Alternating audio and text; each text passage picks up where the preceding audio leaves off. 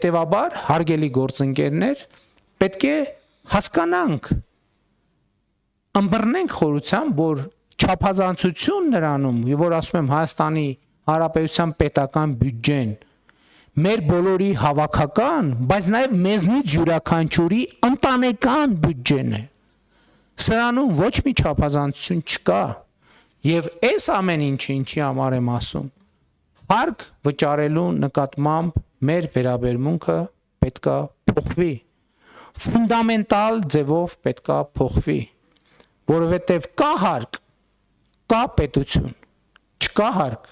չկա պետություն, կա հարկ,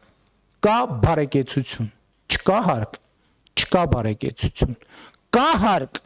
կա երջանկություն, չկա հարկ, չկա երջանկություն, կա հարկ, կա ազատություն, չկա հարկ, չկա ազատություն, կա հարկ, կա անվտանգություն, չկա հարկ, չկա անվտանգություն, կա հարկ, կա առողջություն, չկա հարկ, չկա առողջություն, կա հարկ, կա կրթություն, չկա հարկ, չկա կրթություն։ Սա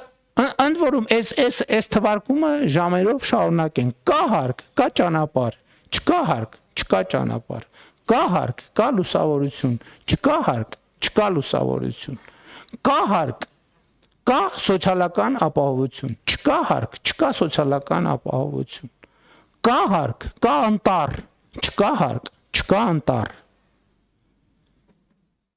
կա հարկ, կա մաքուր օդ, չկա հարկ, չկա մաքուր օդ։ Հիմա հա անսպառ է, բառես բուն իմաստով անսպառ է։ Հիմա այն ինչ որ չկա,